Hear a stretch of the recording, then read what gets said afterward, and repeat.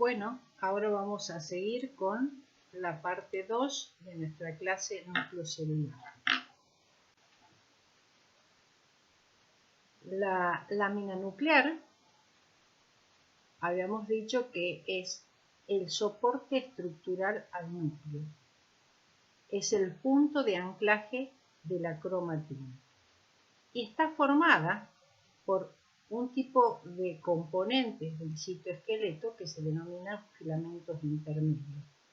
Y las proteínas que la forman se denominan lámina. Esta lámina nuclear, acá lo vemos en un esquema, está formada por estos filamentos de lámina que tienen una disposición octogonal, formando ángulos de 90 grados.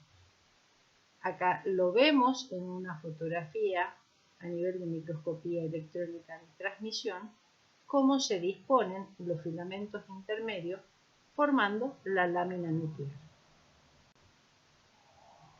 El núcleo puede en una célula eucariota estar presente en un momento de interfase, mientras que en el momento de división celular desaparece el compartimento nuclear. ¿Cómo ocurre esto? Ocurre de la siguiente manera. Se produce la fosforilación de la lamina, la fosforilación de los filamentos de lamina, y al fosforilarse ellos dejan de tener esta estructura octogonal. Entonces, ¿qué es lo que ocurre? Deja la lámina nuclear de tener el sustento, que era la lámina, la membrana nuclear va a producir el movimiento hacia la periferia, hacia el córtex. De esa manera va a desaparecer el compartimento nuclear. Y es así como la célula va a tener un solo compartimento que va a permitir la danza de los cromosomas durante la división.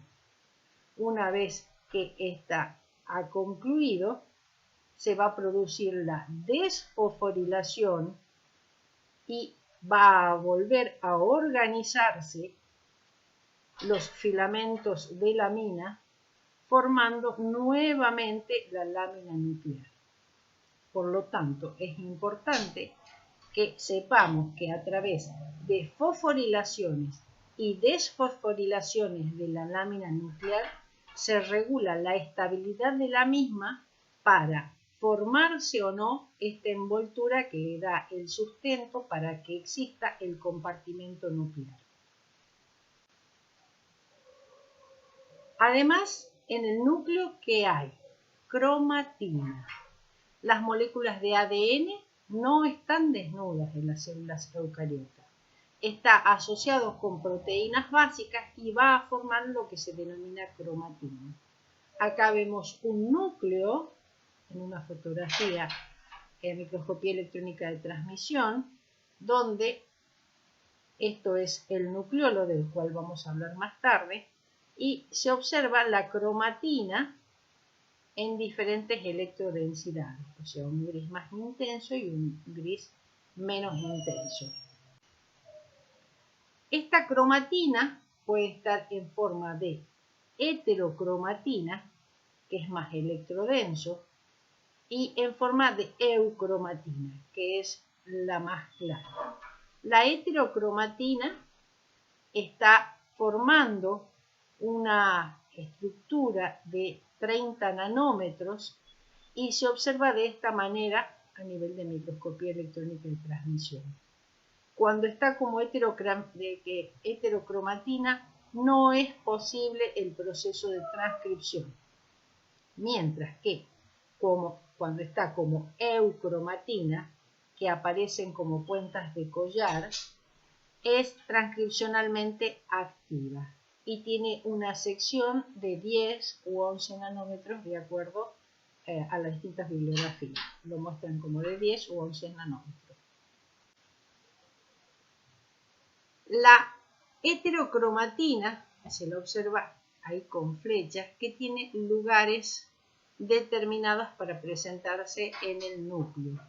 Por ejemplo, está en la cercanía a la lámina nuclear, se encuentra interrumpida a nivel del poro nuclear y se encuentra en parches por todo el nucleoplasma.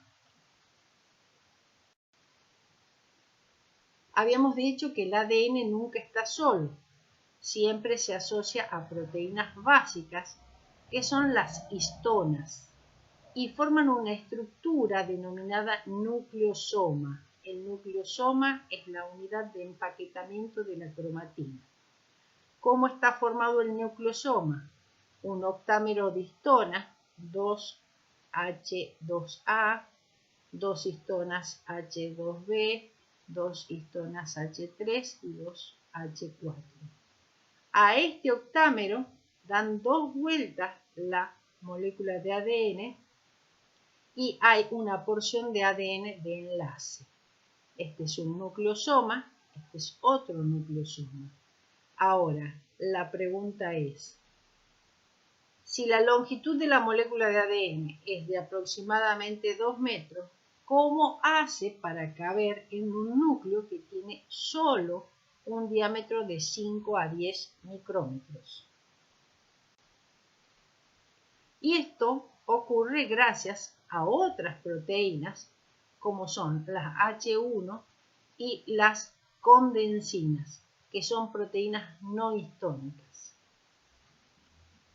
Entonces, las histonas no solo proporcionan un marco estructural para la cromatina, sino también participan en los mecanismos de control de la duplicación del ADN y de la transcripción.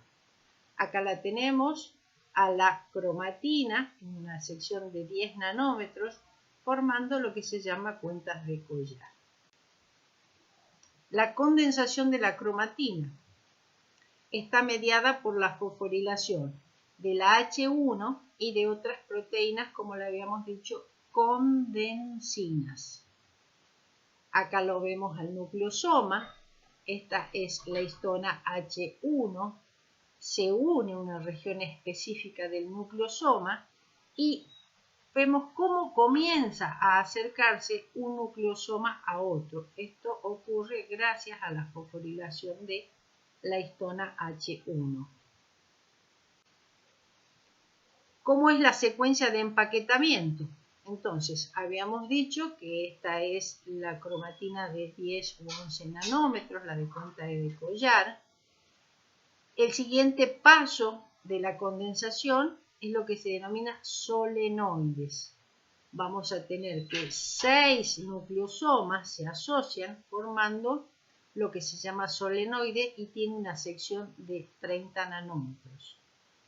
Luego seguimos en el camino de empaquetamiento, se forman bucles que va a generar una sección de 300 nanómetros, luego continúa en el camino de la compactación y termina en la máxima compactación, que es en el cromosoma metafásico.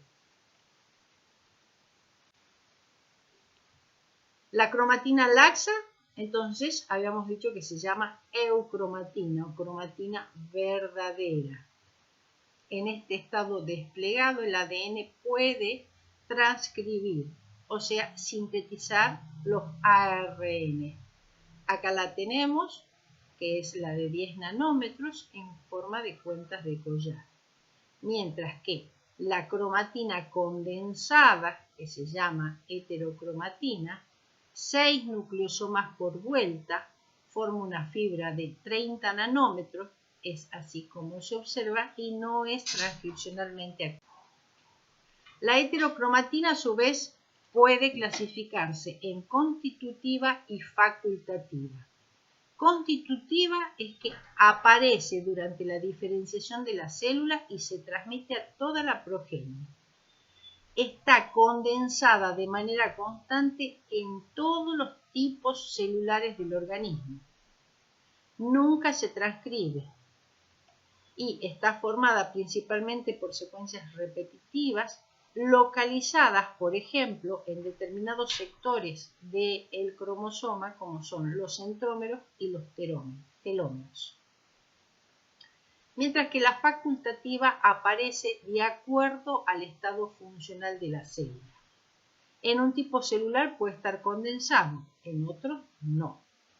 Y un ejemplo de heterocromatina facultativa tenemos los cuerpos de Barr o cromosomas X, que es la forma en la cual está condensado o compactado uno de los cromosomas en las mujeres.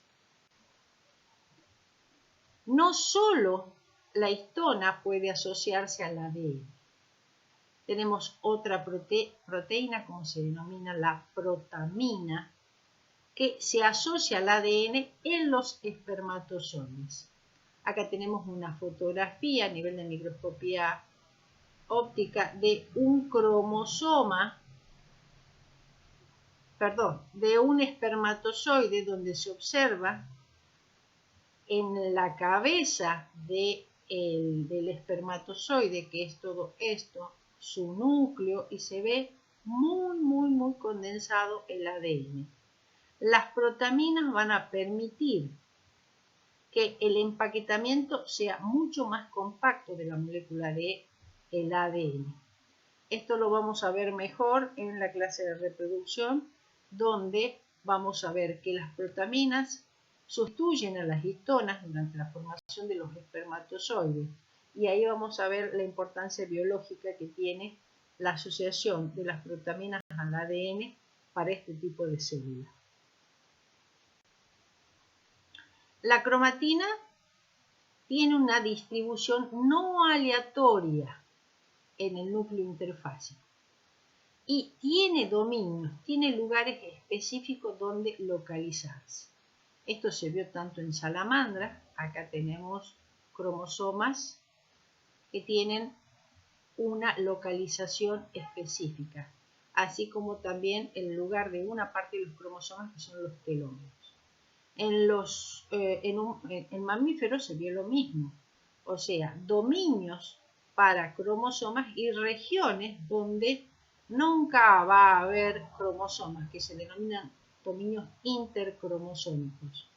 Y se piensa que en estos dominios intercromosómicos es donde ocurre la transcripción. Entonces, la cromatina de cada cromosoma ocupa un lugar determinado y va a depender del estado transcripcional de la célula. Otro de los componentes es el nucleolo.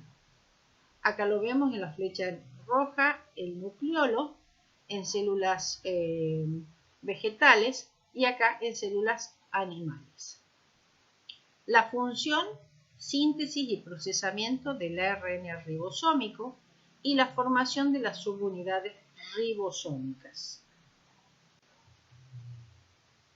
El nucleolo no está rodeado por ningún sistema de membrana. Está constituido por sectores de diferentes cromosomas. Este es un cromosoma, o es una cromátide, mejor dicho, esta es otra cromátide, esta es otra cromátide. Determinados sectores de la cromátide están presentes en el nucleolo.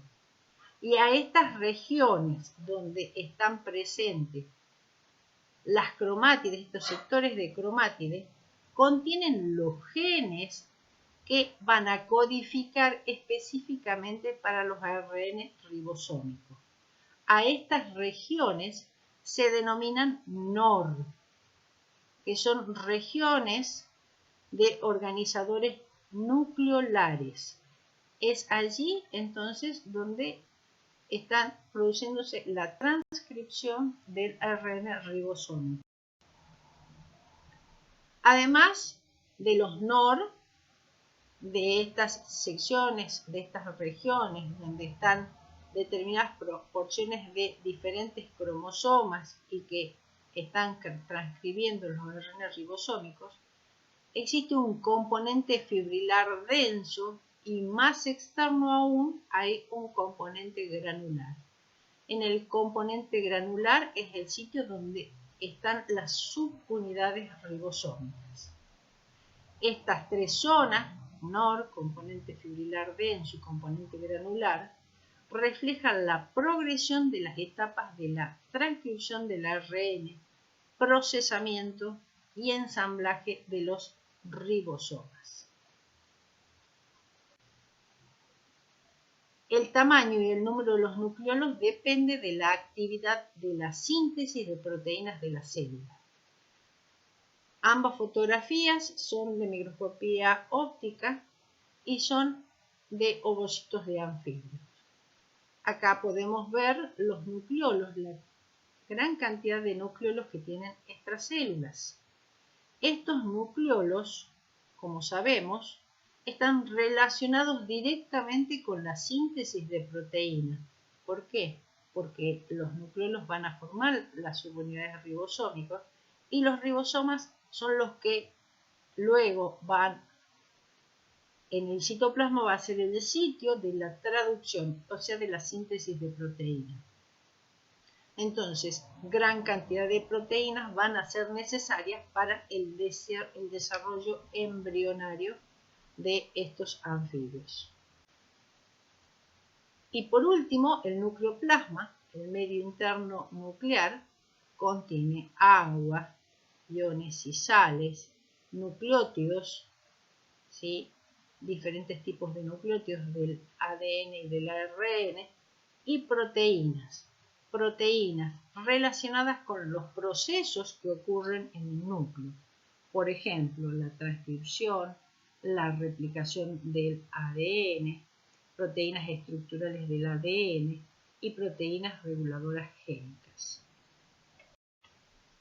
La bibliografía que he usado, la célula de Cooper, la biología de Campbell y los fundamentos de biología celular y molecular.